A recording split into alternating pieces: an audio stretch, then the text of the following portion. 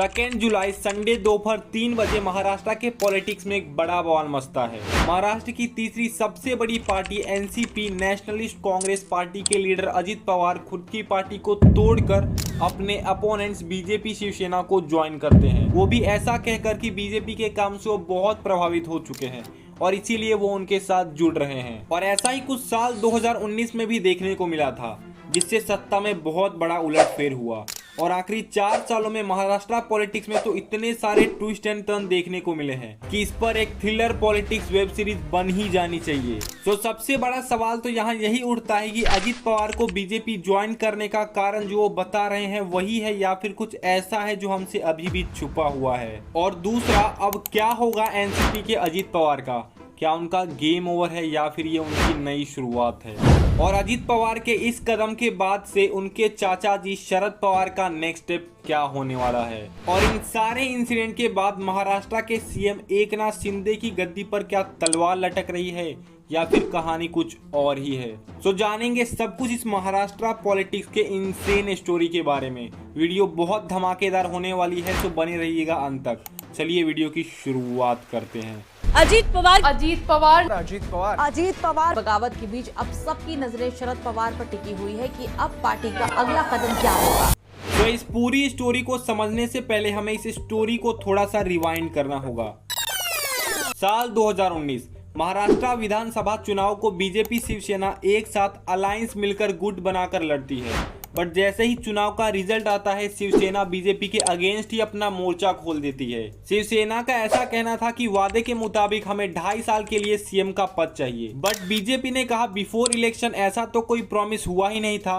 शिवसेना ने कहा बीजेपी हमें धोखा दे रही है और तभी उसने अपना अलायंस तोड़कर एनसीपी और कांग्रेस के साथ हाथ मिलाकर एक नई पार्टी महाराष्ट्र विकास आघाड़ी संगठन का निर्माण किया। पर जब तक ये पार्टी महाराष्ट्र में सत्ता में आती, उससे पहले ही 23 नवंबर 2019 की रात को अजित पवार यानी कि एनसीपी नेता देवेंद्र फडणवीस बीजेपी के लीडर से मिलते हैं और अगली ही सुबह 5:30 बजे गवर्नर से मिलकर अपनी सरकार बनाएंगे ऐसा ऐलान कर देते हैं। पर अपने भतीजे अजित पवार की ये करतूत देखकर शरद पवार एनसीपी के प्रेसिडेंट और सबसे मुख्य नेता अपसेट हो जाते हैं और उस डिसीजन के खिलाफ सुप्रीम कोर्ट में चैलेंज ठोक देते हैं। सुप्रीम कोर्ट ऐसा केस जारी करती है कि श्रीमान अजित पवार, ऐलान करने से थोड़ी ना आपकी सत्ता बन जाएगी और आप बहुमत में आ जाएंगे। आपके पास एमएलए का सपोर्ट यानी कि आपके पास सीट भी तो होनी चाहिए। सीट तो थी नहीं। सुप्रीम कोर्ट में जाने से पहले ही अजित पवार चुपचाप शरद पवार के साथ फिर से आ जाते हैं। आजा बेटा आजा। और यहीं पर देवेंद्र फडणवीस और पवार की 80 घंटे की सरकार ढह जाती है।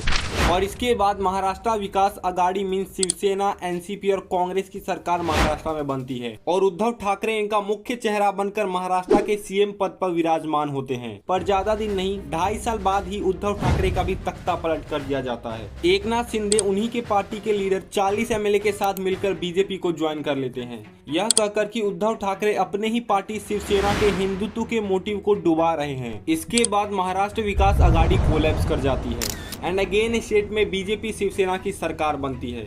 Devendra Fadnavis as deputy chief minister and Eknath Shinde as chief minister of Maharashtra अपने पोजीशन को ग्रहण करते हैं और यहाँ फिर से एनसीपी के अजित पवार अपनी पोस्ट से हाथ धो बैठते हैं और उन्हें बीजेपी और शिवसेना का अपोजिशन पार्टी बनना पड़ता है। और इसके बाद एनसीपी में काफी सारे चेंजेस देखने को मिलते हैं।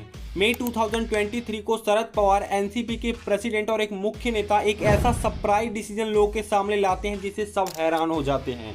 उन्होंने कहा वो अपने पोस्ट से रिजाइन कर रहे हैं। इसमें अजित पवार और बाकी कुछ नेता ने भी उनका सपोर्ट किया, मगर कुछ ही देर में उन्होंने अपना ये डिसीजन वापस ले लिया। इस एक्सपेरिमेंट के बाद अजित पवार और शरद पवार के बीच का ट्रस्ट कम होता गया। इसी बीच अजित पवार बीजेपी के हर डिजिटल एजेंडा को सपोर्ट कर रहे थे और ये सभी को नजर आ रहा था। तू उसकी तरफ है कि मेरी तरफ है? मैं तो आपकी तरफ हूँ। ये कैसा मेरी तरफ है? उंगली उसकी तरफ है लेकिन दिल आपकी तरफ है।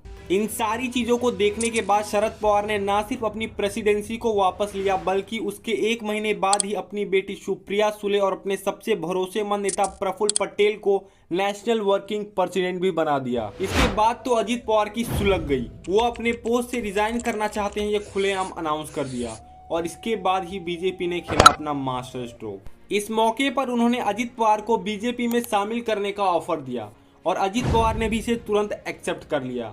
और ये तो बस छोटा सा ट्रेलर था। पूरी पार्टी में बगावत तब शुरू हुई जब पीएम मोदी ने रिसेंटली 27 जून को एनसीपी के 70,000 करोड़ का घोटाला सबके सामने लाया। अगर मैं एनसीपी की बात करूं तो एनसीपी पर भी करीब करीब 70,000 करोड़ रुपए के घोटालों का आरोप है और मेरी गारंटी है हर घोटालेबाज पर कार्रवाई की गारंटी। दरअसल मामला ये था कि महाविकास आघाड़ी मींस एनसीपी, शिवसेना और कांग्रेस की बनी हुई सरकार में एनसीपी के कई नेताओं पर सीबीआई और ईडी की कार्रवाई चल रही थी, जिसमें एनसीपी के प्रेसिडेंट प्रफुल्ल पटेल और उनके लीडर अजित पवार भी शामिल थे। और इन सबका करतूत जब पीएम मोदी ने सबके सामने लाया तो इनके पास कोई और ऑप्शन बचा ही नहीं था। एनसीपी के कई लीडर चारों खाने चित्त हो चुके थे और इसीलिए एनसीपी के लीडर अजित पवार के साथ साथ उनके पार्टी के 8 मेंबर आज बीजेपी के साथ जुड़ चुके हैं। और इसके साथ ही इनका ये भी कहना है कि ये एनसीपी के 40 लीडर को अपने साथ लाकर बीजेपी और शिवसेना के साथ एक नई शुरुआत करना चाहते हैं। पर क्या इन सब में अजित पवार के चाचा जी और पॉलिटिक्स के चाणक्य शरद पवार चुपचाप बैठकर देखते रहेंगे और रिटायरमेंट ले लेंगे, या फिर ये उनका नेक्स्ट स्टेप धमाकेदार होगा? तो शरद पवार ने अब अजित पवार को डिस्क्वालिफिकेशन लॉ यानी कि दल बदली लॉ को प्रूव करने को कहा है। मतलब इस लॉ के अनुसार किसी भी पार्टी के पास 2/3 एमएलए का सपोर्ट होना चाहिए किसी भी दूसरे पार्टी के साथ जुड़ने के लिए।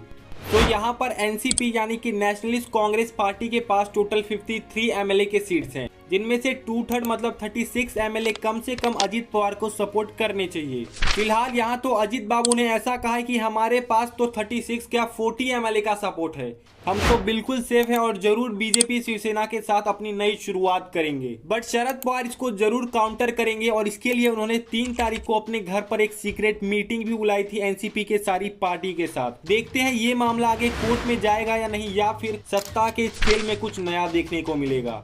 तो इन सारे इंसिडेंट को देखने के बाद यहाँ पर एक और बड़ा सवाल उठता है, क्या इन सारे चीजों का इम्पैक्ट आज के महाराष्ट्र के सीएम एकनाथ शिंदे की पोजीशन पर भी देखने को मिलेगा? क्या वो अपनी सत्ता से हाथ धो सकते हैं? तो अजित पवार के गवर्नमेंट में शामिल होने से एब्सोल्युटली एकनाथ शिंदे की शिवसेना के लिए प्रॉब्लम बढ़ सकती है, क्योंकि अब ना सिर्फ एकनाथ शिंदे को अपनी पावर एनसीपी के साथ शेयर करनी पड़ेगी, बल्कि उनकी सत्ता की डिपेंडेंसी भी महाराष्ट्र से कम हो जाएगी।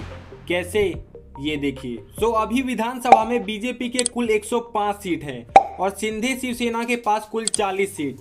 मतलब बीजेपी को अभी सरकार बनाने के लिए कंप्लीटली शिवसेना शिंदे पर डिपेंड होना पड़ता था। बट अगर अभी एनसीपी के भी 40 सीट्स बीजेपी शिवसेना के साथ जुड़ जाएंगे, देन ये तो पक्का है कि बीजेपी का शिवसेना पर डिपेंडेंस कम हो जाएगा। कैमरे के सामने बोल रहा हूँ, महाराष्ट्र का मुख्यमंत्री बदलने जा रहा है, महाराष्ट्र को नया मुख्यमंत्री मिलेगा। तो अब यहाँ से बीजेपी को अगर महाराष्ट्र में बहुमत चाहिए रहेगा तो उसे शिवसेना का उतना सपोर्ट नहीं चाहिए होगा। बट सत्ता के इस खेल में आगे का दाव पेच क्या होगा ये देखने लायक होगा। तब तक के लिए आप बने रहिएगा बिजनेस बायोग्राफी के साथ। चैनल को जरूर सब्सक्राइब कर लीजिएगा, क्योंकि from video editing, script writing, thumbnail banana, video record करना, आपके लिए इतने ज्यादा रिसर्च करके आपके सामने प्रेजेंट करना बहुत टाइम लगता है यार। हमारे दिन रात एक हो जाते हैं। सो हमारी एफर्ट के लिए और आपको ऐसा ही धमाकेदार कंटेंट सबसे पहले मिलती रहे, उसके लिए चैनल को जरूर सब्सक्राइब कर लीजिएगा। मिलते हैं तब तक के लिए नेक्स्ट वीडियो में एक ऐसी ही डीप एंड थ्रिलर कॉन्सेप्ट के साथ। तब तक के लिए मुस्कुराते रहिएगा और हंसते रहिएगा और अपने परिवार का भी ध्यान रखिएगा। तब तक के लिए जय हिंद, जय भारत।